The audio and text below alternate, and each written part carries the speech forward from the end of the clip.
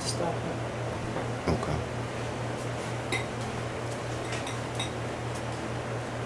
All right, good morning, everyone. Good morning. We're coming to the end of week 2 of our addiction program. We're just going to go over the rules and regulations again. And what we're going to do this week is we're going to tie in week 1 and week 2. We're going to tie it in together as kind of a recap. So the rules and the regulations.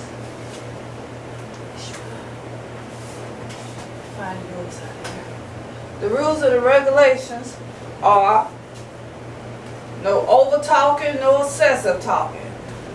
What that simply means by no over talking, no excessive talking, that means that everyone got an opportunity to speak what they feel, and so no one can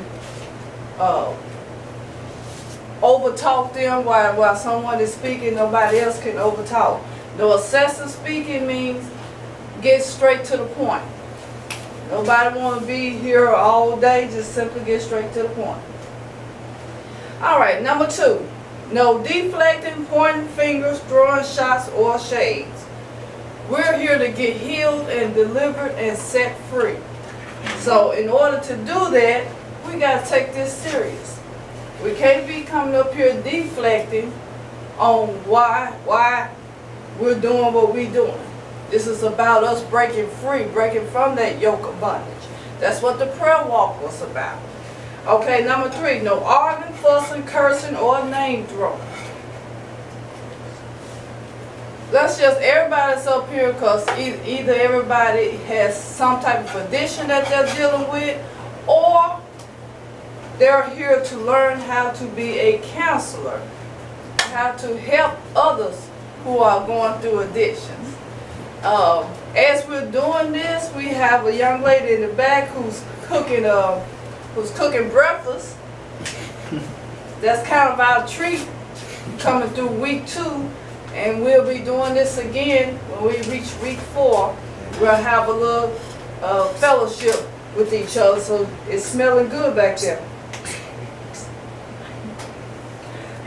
Okay, number 4, participate. Actively participate. You're here for a reason. So because you're here for a reason, participate. Amen. Don't just come, to eat. Don't just come just to say you're here. Come to participate. Number 5, no discussing others' addiction in public. What is said in here stays in here. That's why I have photos on everybody that is participating. We have attendance sheets, which we got to sign, that we keep up with, so we can keep up with who's here, who's here all the time, who's here working the program. You know, that's the main thing. When you're trying to get healed and delivered, you got to work the program. So we can't discuss whatever addiction somebody's dealing with. We can't discuss it out in public with nobody else.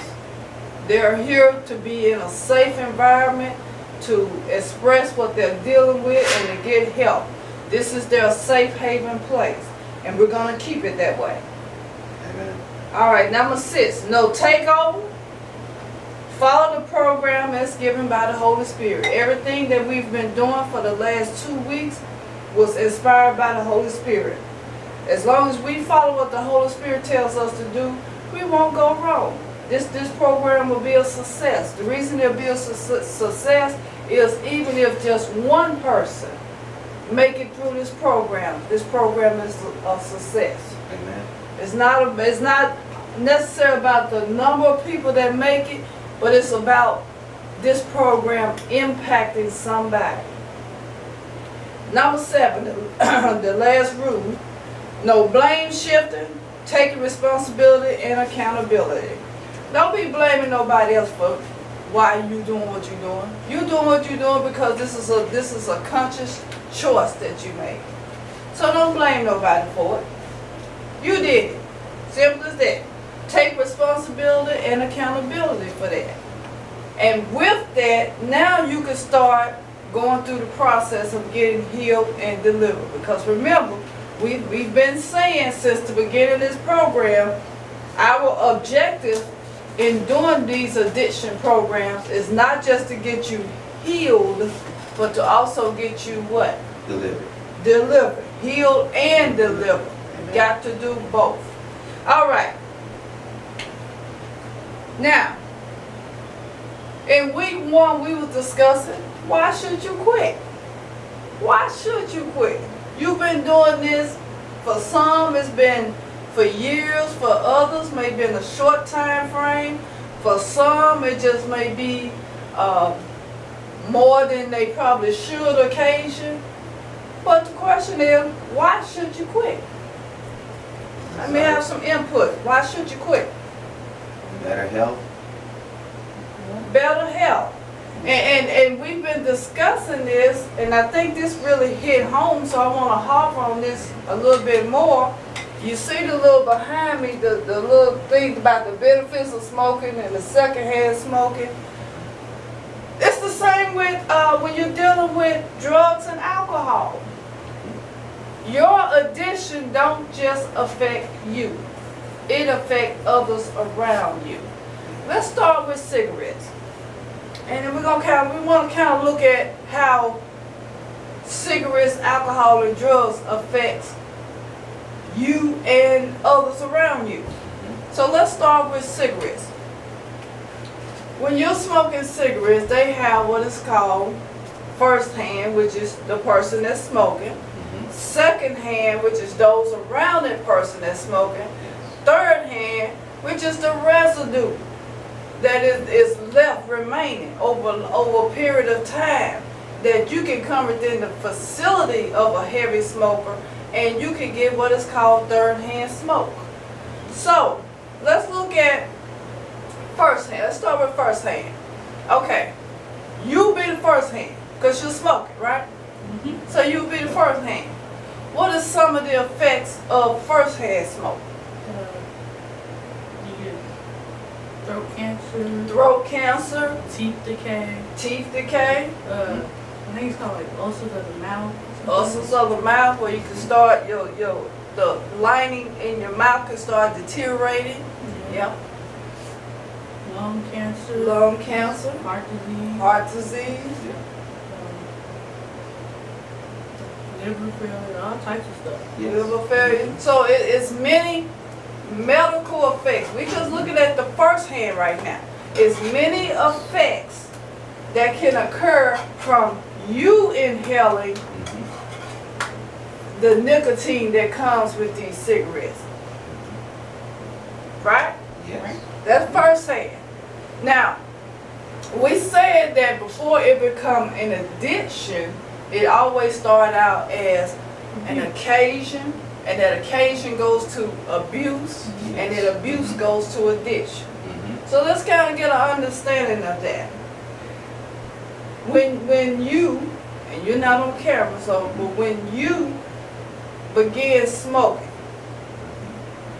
what caused you to start smoking? Worry and stress. Worry and stress. Okay. Now for some, the reason they started smoking is they seen some of their friends do it. We like to call that peer pressure. They're doing it, so okay, I'm gonna do it too. Right? So peer pressure, stress, curiosity. You know, when they say curiosity killed the cat, they ain't lying. Curiosity can literally kill the cat. So, okay, now, you said stress was what caused you. Was there anything else that attributed to you smoking? Trying to handle everybody's situations. Just trying to make everybody equal and happy. And just tuck on that toe so much that find a copism and a way out would be, to me in my mind, cigarettes. Okay. Alright, good point.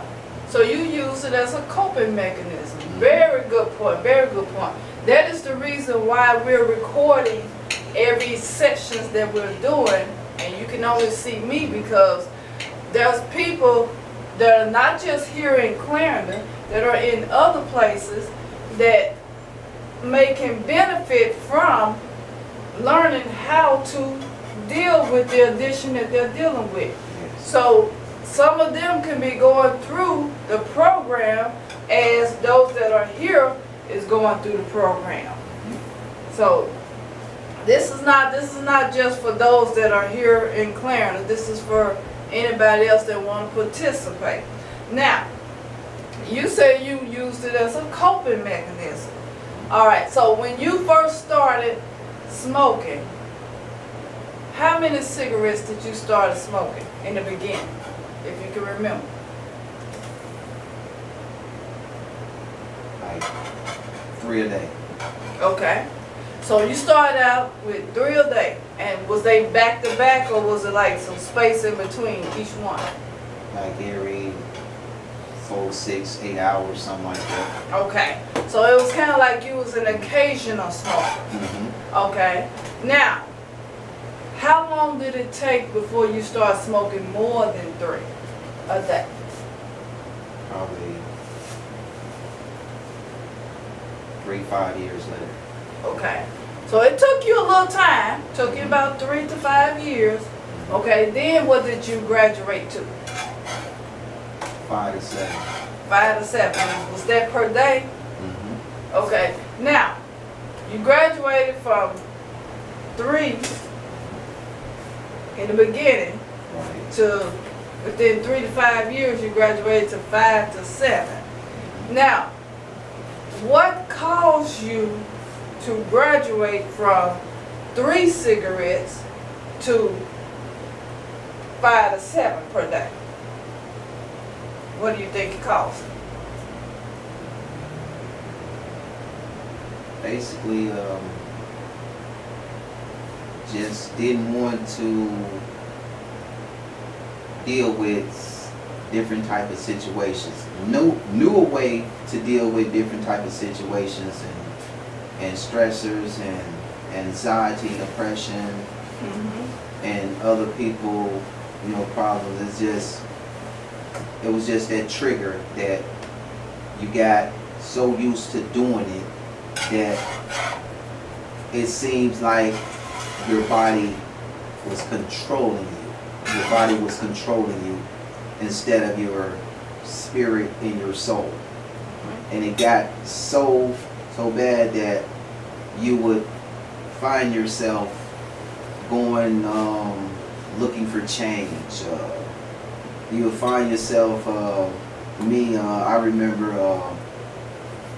I used to save up about like $40, $50 worth of change. I would literally take my nieces and my daughter's change to go get cigarettes. And I was like, this is not me. Okay.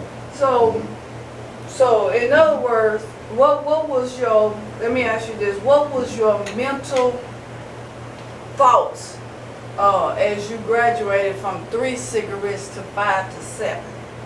What was your mental thoughts? Was you worrying and stressing? Or was you just starting enjoying the feel of the cigarettes and decided to elevate? I was basically going through, worrying and stressing. Going through trying to, like I say, fix my problems, trying to get myself back focused, stay in tune, and it just took a toll on me. I didn't know how to balance at the time life situation and ministry situation in a family relation and dealing with everybody else. It was just like a chaotic ball all wrapped up together, trying to make in me and everyone, happiness and love, and then realize that I wasn't happy and loving myself because I was putting toxics and things into my body, and I was actually not only hurting myself, but I was hurting my family.